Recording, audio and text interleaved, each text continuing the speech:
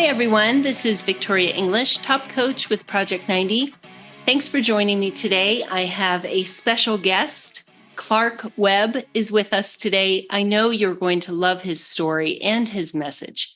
Clark is a sober dad, a recovered alcoholic. He's a writer and a content creator focusing on addiction, recovery, grief, and loss, and personal growth in general.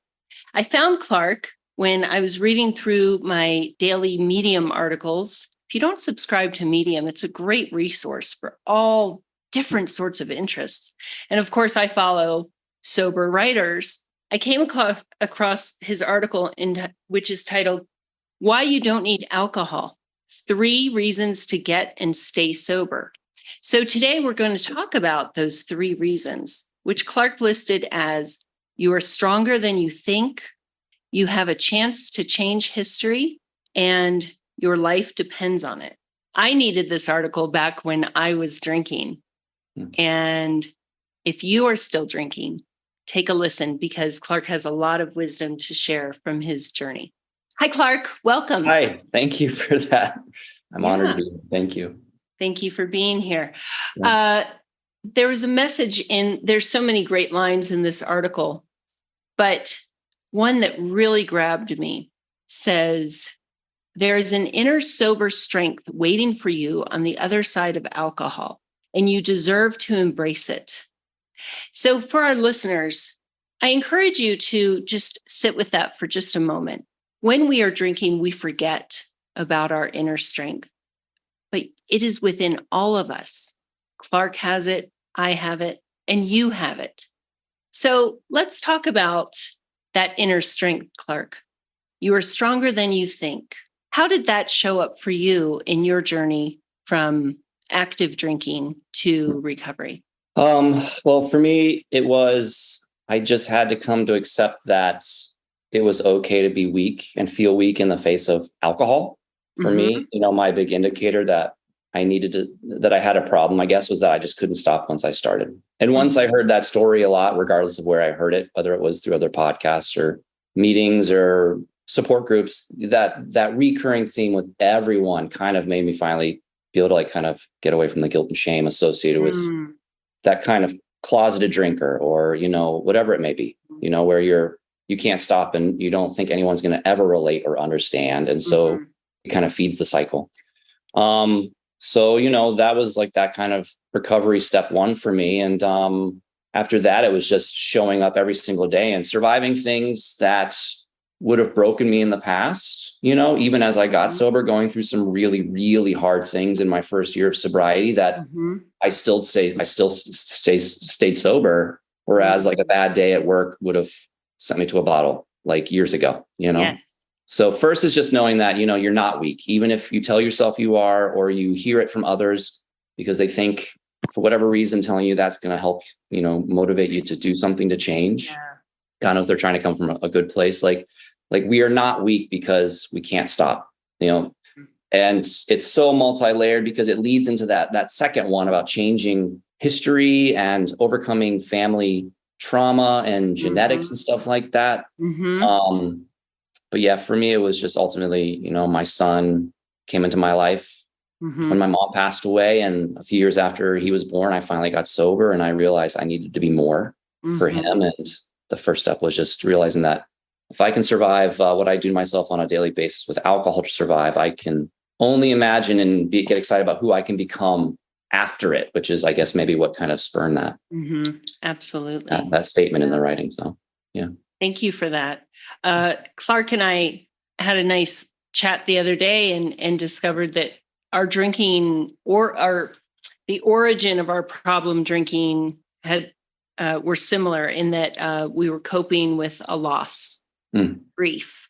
Both of us lost our mothers, and that was a catalyst for increasing our alcohol consumption. And so if you're hearing this and you can trace back when drinking whether it went from good to bad or bad to worse, just know that drinking over a loss is very common. And alcohol misuse can happen to anybody, all you need is a body and a brain, which Clark and I also have in common. We each have a body and a brain. Yes, we do. Yes, we do. And the brain learns that, hey, this is how we feel better. This is our go-to when we feel these very painful emotions. And so it is not a weakness if drinking becomes a habit or a dependence or even an addiction. Mm. It is the nature of the beast. This is a highly addictive substance that we are told is a magical elixir. Yeah. And the true mark of character, the true mark of strength, well, it's embodied in Clark because he was able to look at that and say, you know what, this has happened, and I'm going to show my character by addressing it, by facing it. Yeah. Yeah. And I think it's also really important for, I guess, whoever's listening or how I approach whoever gets to maybe hopefully find something that I write. Like, I like to really tell people that, it's not your fault. There's a fine line between, we have to take responsibility for who we are. Like today, we have to take responsibility for our actions and, obviously making amends. However we go around doing that's a really important part of primarily forgiving ourselves, but it goes into the second thing I thought about changing history, because it's not our fault, whether people are on the side of that it's truly a genetic thing, addictive personality or way, or I think it's kind of a spiritual trauma imprintation. Is that even a word? I think I just made that up, but it's a good one. I'm going with it. It's imprinted on our DNA, but it's a learned behavior from somewhere, and it was passed on to us somehow. So it's not our fault. My grief counselor, who's my spiritual guide, because for anyone that's listening, I started my sober journey before I even realized I was an alcoholic, because my mom passed and I started dealing with my grief. She said to me one day, she goes, your mom and dad, just because they don't drink doesn't mean they're not alcoholics, because, there was rampant alcoholism in my family on both sides. And so it skipped them, but they had their own addictions. Yes. So anyone that's listening, it's not your fault, and that's something I'd really reiterate, because the guilt and shame just keeps us in it for so much longer. If we just understand that it's not our fault and that we do have the power to actually change it, which goes to that first point, which you are much stronger than you actually think, Yeah. Yes, exactly. So. Right. I learned that as well, that it wasn't my fault, but it was my responsibility. Yeah. And luckily today in 2022, there's such access to raising awareness and looking at options for reframing your relationship with alcohol. And, you are a conduit for that change. Just saying, look, you can get back to who you really are and remember what you're made of. So thank you for that. Talking about being shamed, I resonated with what you said about other people telling us how awful we are. And number one, that never works. No, it feeds the cycle so badly. It feeds the cycle.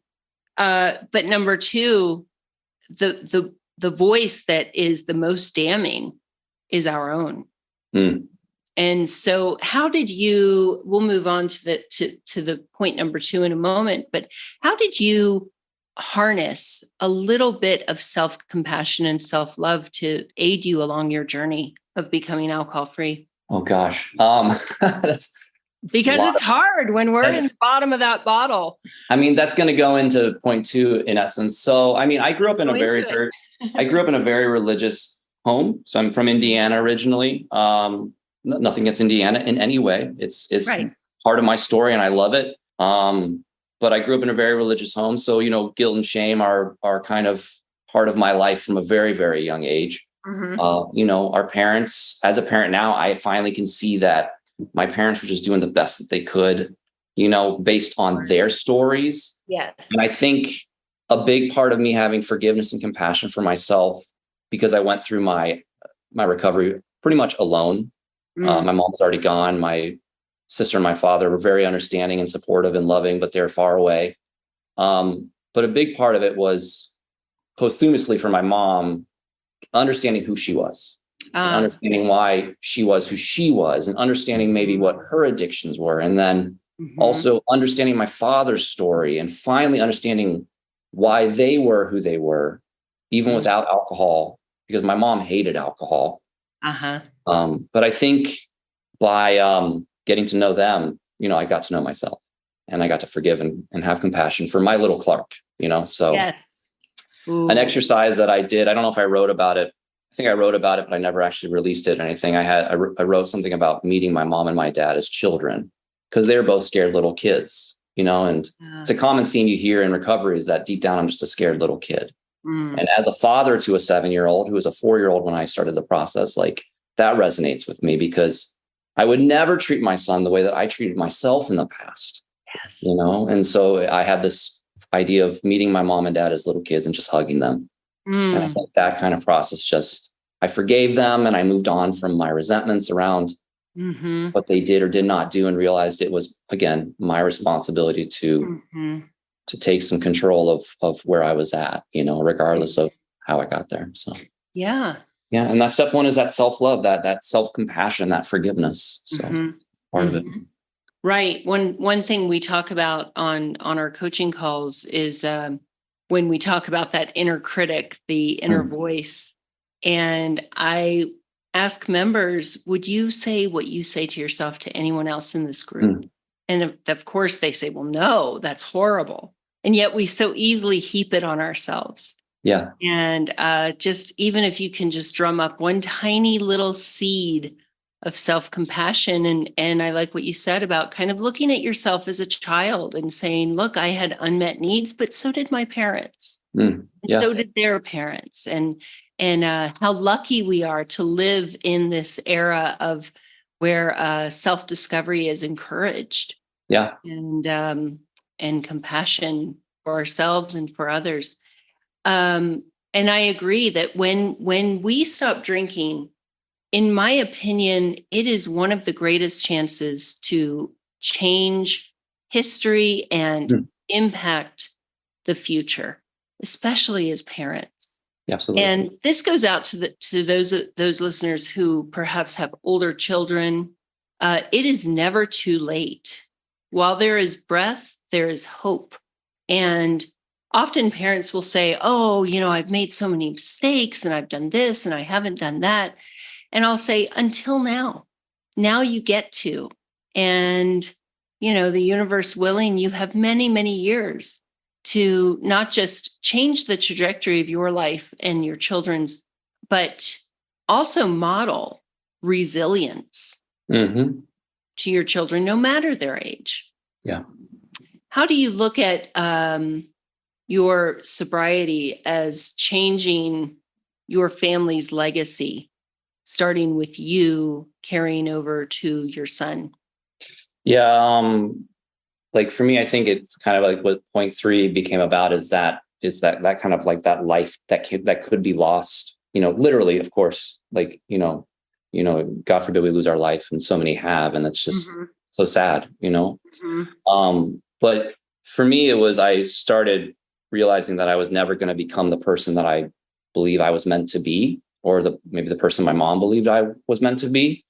And, I constantly saw that, reflected in just my little boy. And I knew that he could be the start of something new if I did the necessary work. And for me, it's not, obviously he's not a test subject by any means. Right. But, my goal is that by understanding my fear and my grief and my resentments and the generation before me and how that's all imprinted on me, books like the 4 Agreements and everything like that, I was like, I'm going to unimprint this trauma and toxicity on my own DNA, spiritually, emotionally, so that my son has a better chance. God knows he's going to struggle, but if I can just at least break this streak of addiction, however it manifests, like at least that's how we impact the future. That's how we change the future, because the reality is we have so little control in this world. And if we don't realize that after COVID, I mean, it's still asleep, but we do have the ability and the strength to change the now, to change the future by changing the now, and we can't change the past, but we can obviously learn from it. Right. Changing the So future by changing the now. I love that. yeah. Brilliant. Oh. You got some good zingers, Clark. Oh, thank you. Thank you. I think about it a lot. I do what I have to do to take care of my family, but the passion is building because I believe in it. Yes, absolutely. Yes. I believe in it because I've seen what it can do for me, and I've seen what it can do for others. And it's just, there's just too much life to be lived, So everyone deserves a chance to become who they should be. I was reading, I was listening to David Goggins' book. I don't know if you know David Goggins, but at the very end of it, he just talks about, like, if you believe in a higher power, if you believe in a what comes after death, he's like, what I don't want to happen is that I show up at whatever, the pearly gates, and God is like, here's who you were supposed to be, but here's who you were. Oof. And when I heard him say that I was like, man, that impacted me so strongly. And I think I listened to that podcast with a guy named Rich Roll is when I first heard that statement. And that's what got that kind of voice in my head, that positive voice of you're meant to be more. And it was that little itch. It was like a new itch. It wasn't a drinking itch anymore. It was like this itch to be better. Yes. And here we are, almost 5 years later, I guess. And here we are. Hi, this is James Swanwick, and we're taking applications for our 90-day and 1-year stop drinking programs. Clients are mostly executives, entrepreneurs, and investors who have tried unsuccessfully and repeatedly to stop drinking but remain stuck in a frustrating cycle of stop-start, stop-start. Our programs are not AA, which has a reported 7% success rate. Our programs are not rehab, which has a reported 6% success rate. Our 90-day and 1-year programs involve a safe, fun, virtual community of high achievers with a process that boasts an incredible 92% success rate of clients reaching at least 90 consecutive days alcohol-free. We use the latest neuroscience and personal development processes to help rewire clients' brains around alcohol and minimize its importance in their lives.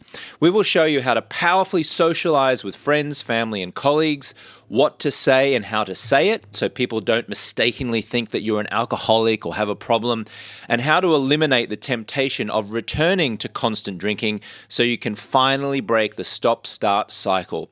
To ensure client success, Project 90 can only accept 15 new clients each month.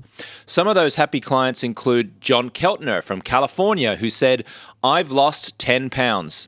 Susie Vaughn, a real estate broker in Tennessee, who said, "I've generated 20% more leads." Jessica Gaines-Jarbo from Kentucky, who says, "I've now got joy, focus, presence, and clarity." And Joe Worley from Michigan, who says, "My wife has the real Joe back." If you're an executive, entrepreneur, or investor who's sick of the stop-start cycle and the damaging effects alcohol has on your health, happiness, and family, and you're ready to regain confidence, become more present with your spouse and children, reduce stress, anxiety, and irritability, sleep better, increase focus and productivity, and feel better quickly, you're invited to apply to become a Project 90 client. Applicants can apply for an introductory interview by visiting alcoholfreelifestyle.com/project90. There's a link in the show notes, which you can just click, but that link is alcoholfreelifestyle.com/project90. Application interviews are limited and are conducted on a first-come, first-served basis. If there are no remaining interview times available, wait a few weeks and try again. Let's get back to the show. Again, for our listeners, when people come into our program, and that's why I think we are so effective over here at Free Lifestyle, because traditional, quote, recovery can be, not always, I never like to make blanket statements, but it's a lot about, it can be focused on what you are giving up, what mistakes you've made, things like that. Our approach is, look, this is not, you are giving up this one thing in exchange for countless, literally countless. Fantastic book. We just did a book study on it in Beyond 90, and it was mind-blowing. The best investment you'll ever make for $7. Yes. Agreements. Yeah. Yeah, but you know what? I read it years ago when I was still drinking, and then I read it again when I wasn't, and it was just the way I could absorb it this time around. Exactly. But you said, I'm hopefully changing this imprint of addiction on him.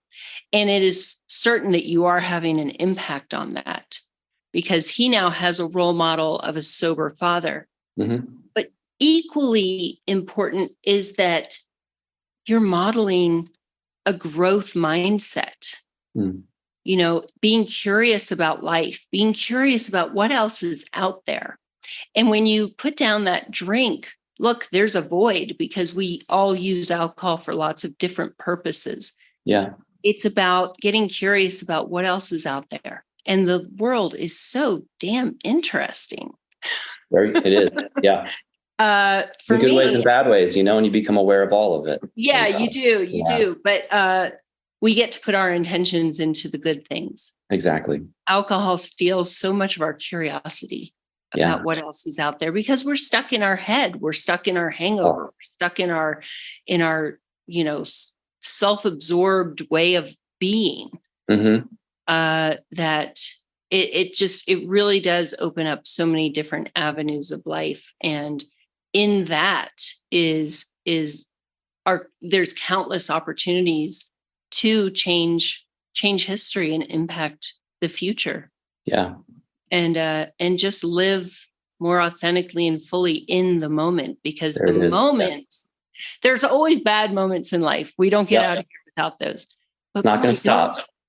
But don't they seem fewer and far between without the alcohol?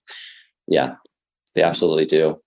And they're just more tolerable, Mm-hmm. And it all just kind of, you said it perfectly authentically and in the moment, I'm a big believer of conscious parenting, and that's really what sobriety is. It's just conscious living. It's, being, and it's not easy. Obviously it is a work in progress and it's constant work. And it's almost like a double-edged sword because we do the work to become aware of it and conscious and being authentic in the moment. And it can make life ultimately just kind of tough sometimes because we can't control everyone outside of our little sphere of light. Right.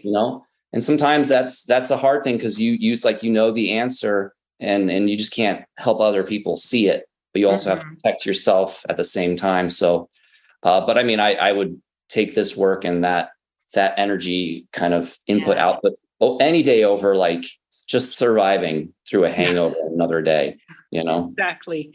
Yeah. Well, look, life has work.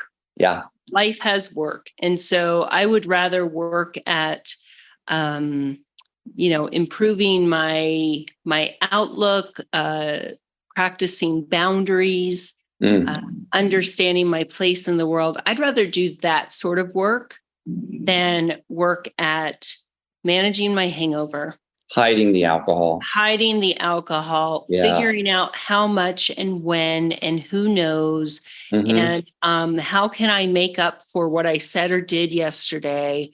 That is such an exercise in futility. Yeah. So this work bears fruit. Yeah. And then, honestly, that goes back to that first point, I guess, for anyone that's listening, like if any of like what you just said resonates like with them, like think about that on the other side of sobriety. It's like, you and I were chatting offline about the strength that it takes for us to survive and the resilience that we have to survive in the throes of alcohol and what we need it for. Like that's resilience and strength outside in sobriety. Like it's just, you literally are unstoppable. Yes. You can become your own. I for a while I was like, you can become your own superhero. It's kind of being the parent and the dad. I love superheroes. So I love superheroes too. That's funny because in Beyond 90, which is our program that takes you to at least 1 year alcohol free, that's what we call ourselves, the superheroes. Nice. I love it. Yeah. The last point we're covering today, you titled it, Your Life Depends on It. Now, for someone who is just playing around with this sober, curious thing, that could seem a little dramatic. Like, oh, come on, Clark. I didn't drink like Clark did. I don't drink like Clark did. So my life doesn't really depend on it. Or, I only drink on weekends. This isn't life or death. I interpreted that as, I took that to mean you aren't necessarily talking about physical life or death. Mm. The way I explained it recently, I think a lot of our listeners know that I'm a breast cancer survivor. And, cancer would have killed my body. Thankfully, it didn't, but it would have killed my body before it killed my spirit. Mm. Alcohol, had I kept going, would have likely killed my spirit before it took my body. And I don't mean dying of cirrhosis, although, look, that can happen. And if you're listening to this and you're in any sort of comparison, just because you don't drink a certain way now doesn't mean you won't in the future. Clark and I didn't just go from being a casual drinker to overnight doing all the things we did. So It could be that dramatic, but it's more about being fully alive. Yes. Yeah. I mean, of course, there's, like you said, I mean, I think in the article I mentioned that, of course, there is a literal sense. And, I'm grateful and very fortunate to be alive sometimes, but I mean, because there are moments where, just a simple decision could have sent things a different way, Right. But for me, for that one, it is about becoming who we're meant to be, because, just like there's a catalyst for change, my mom dying was my catalyst for change. There's also a catalyst for how we use alcohol to go up a notch or two. For me, it was, I know when it woke up for me, because I was casual, having too much partying fun, but then I suffered a big moment of grief. That was also encompassed shame and guilt back when I was 24 and I had no one to talk to about it. And that is, I recall that is when my relationship with alcohol shifted. And so for anyone, I just say, when it comes down to your relationship with alcohol that might be holding you back, whether it's physically or mentally or emotionally, like what value does it offer you? If it doesn't offer you a positive value, why is it in your life? And as you and I were joking offline, I'm a CrossFit coach. And so I see a lot of clients, and and I hear a lot of stories about how, my back hurts, or, inflammation. And they talk about hitting up the local brewery. And I'm just like, hey, have you thought about taking off 30 or 60 days? See if that helps your lower back. You might be surprised, but it's, literally, yes, it's important because, unfortunately, alcohol has taken a lot of lives.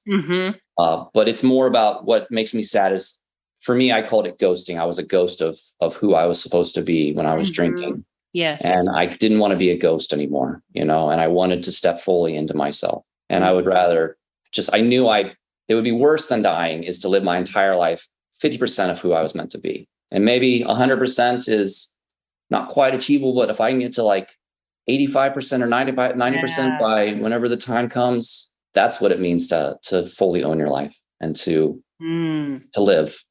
Right. So living at 50. Your life does depend on it. Who you are meant to be depends on your relationship with alcohol. And in our opinions, giving it up. Yes, exactly. Or considering it at least. Yeah. Well, look at the breadth of what you just said, because if you're listening to this, I know you have done things under the influence of alcohol that were not smart or safe. And lucky us, we're still here. Getting in the car just to run up to the corner store. There's pedestrians, there's other cars, there's all sorts of things. Missing a step. People fall downstairs and severely injure themselves or even break their neck and die.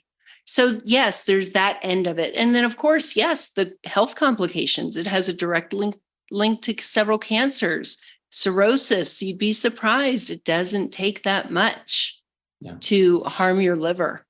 So many different things. And I've talked about that in different episodes. But look at what Clark just said. If you are, we have so many members because our members are all high achievers and they say, I exercise and I do all that. But I just had a flash of, the pearly gates and saying, you've reached this level of fitness, but this is what you were supposed to do. It could be anything like that. You were a good parent, but you could have been a great parent. Yeah. You were financially successful, but you could have been this financially successful, not just for the material possessions, but what you can put into the universe with increased wealth. Mm-hmm. So it's not just about living at 50%, 60%, but higher. Yeah, And exactly. knowing that, you know what, life is going to happen, but I've done my part to eliminate as much of the garbage as possible. And Yeah. alcohol, sorry guys, not sorry. It's garbage. Yeah.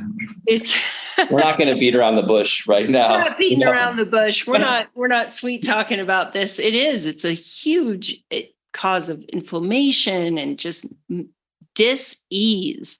Whether you are diagnosed with a disease as a result of your drinking, you are suffering with dis-ease. Oh, I like that. That's so clever.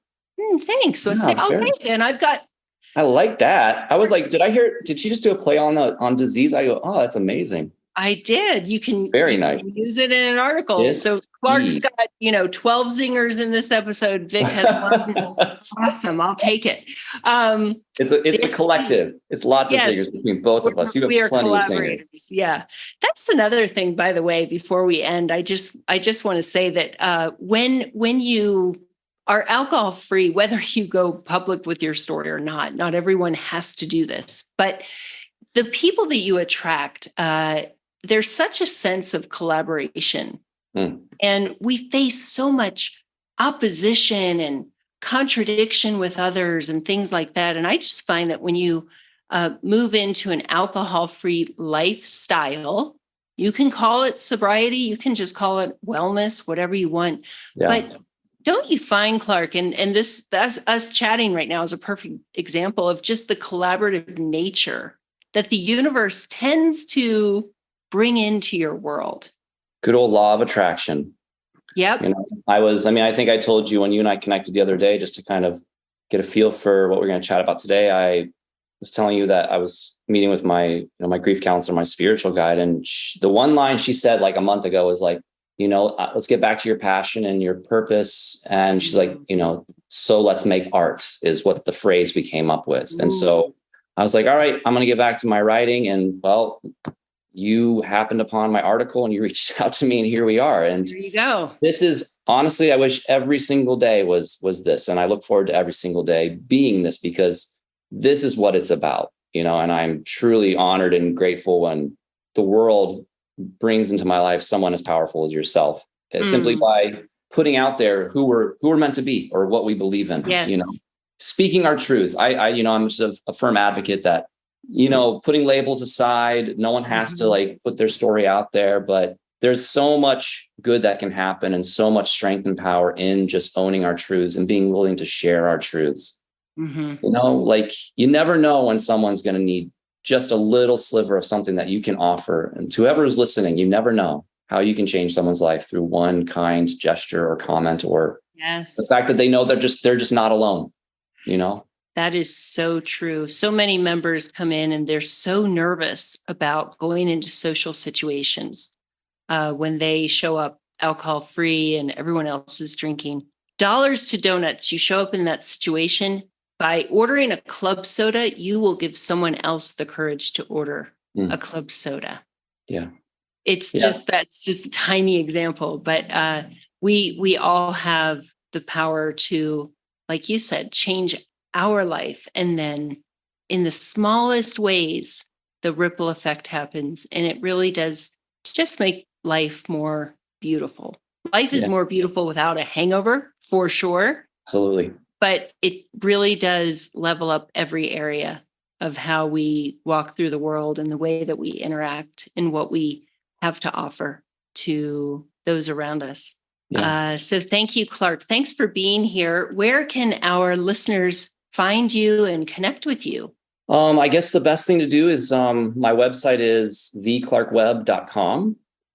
Joining my newsletter or my mailing list is probably the easiest and best way to stay in touch. But I'm also on medium.com @ClarkWebb. And then if you're into TikTok at all, it's the only social media thing I kind of do. I'm at the underscore sober underscore web. So Say that's that one more time so people can write it down. Yeah. So at the underscore sober underscore web. Okay. Oh, I like that. Two B's. Yeah. And if you want, I can send you links or whatever, but that's the only social media I do, kind of just small digital memes just to help give someone a better day. Just a simple message. It's not my face, I just like to put out good messages, but yeah. Okay. I just wrote that down too. The Sober Web. Maybe you can domain that, and we'll all have to pay to access the Sober Web. Wouldn't that be something? Oh gosh, I don't know. I like the forward thinking. I'll see you on the cover of Forbes going, hey. Oh, well, I appreciate that. Thank you. You just put a little seed out in the law of attraction. I like it. Thank you. Exactly. Why not? Well, Clark, thank you for joining me today. Thank you for your message to our listeners. I encourage everyone to look up Clark and read his writings. He's gifted. He clearly writes from the heart. He has a beautiful spirit, and I just am really thank you. Gotten to meet you. And Victoria, until next time, everyone, have a wonderful day. Stay positive. Believe in yourself. You've got this. You do have it. Go get it. Hi there, this is James Swanwick. Thank you so much for listening to the show. I would be so grateful if you would leave a review. That will help us climb the rankings and get our show exposed to so many more people who could really benefit from the content. You can do that by going into Apple Podcasts, rating the show, writing a little one-sentence summary, and posting it. That would be so amazing. Thank you. Likewise, if you would like to schedule a 15-minute exploratory call and apply for our Project 90 program, then you can do so by going to alcoholfreelifestyle.com/project90. If you'd like to get the free guide, that is the Alcohol Freedom Formula Guide, you can go to alcoholfreelifestyle.com/guide. Our YouTube channel is at alcoholfreelifestyle.com/YouTube. You can follow me on Instagram and TikTok at James Swanwick. Thank you so much for listening. We so appreciate you, and we'll catch you on the next one.